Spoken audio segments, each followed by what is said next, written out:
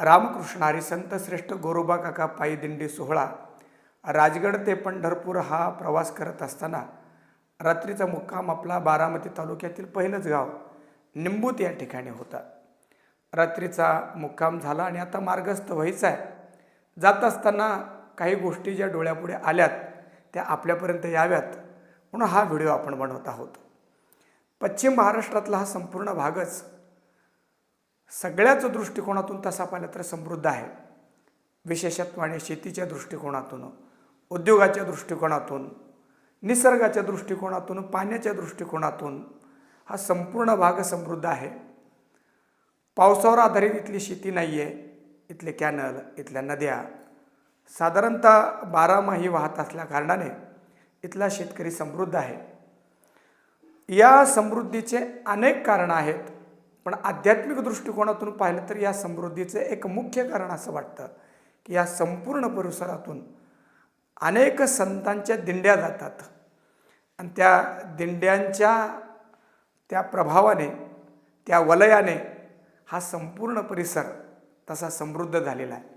आणि तो केवळ बाह्य दृष्टिकोनातून समृद्ध झालेला नाही आहे, तर या विचारांमुळे, या संस्कारामुळे मनाने सुद्धा हा बराचसा भाग समृद्ध झालेला आहे। आपण या मंदिरामध्ये रात्री थांबलेलो होतो आणि इथली पूजा, इथला हा संपूर्ण परिसर अतिशय मनाला प्रसन्न करणार आहे।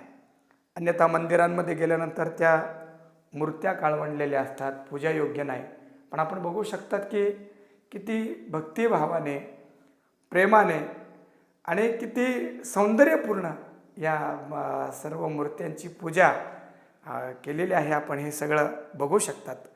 तर हा कशाचा परिणाम आहे, तर ज्या मार्गाने किंवा ज्या गावांना संत विचारांचा एक बळ मिळतं, संत विचारांच्या सानिध्यामध्ये जे लोक राहतात त्यांच्या जीवनामध्ये ते नक्कीच परिवर्तन होतं। म्हणून या सोहळ्याच्या निमित्ताने वारकरी पंढरपूरला जातात, पण पंढरपूरला जात असताना केवळ वारकऱ्यांनाच याचा फायदा नाही आहे, तर या संपूर्ण परिसराला याचा फायदा आहे।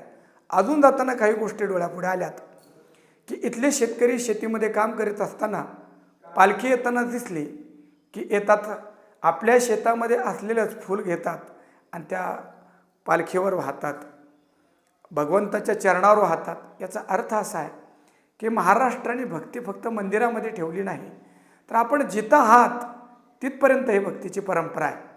आपलं काम करत असताना मुखाने नाम घ्यायचं आणि भगवंताचं काम करायचं, शेतामध्ये काम करायचं। किंबहुना आमचे सावता महाराज म्हणतात की कांदामुळा भाजी अवघे विठाबाई माझी, अशी परंपरा संतांनी या महाराष्ट्राला दिली।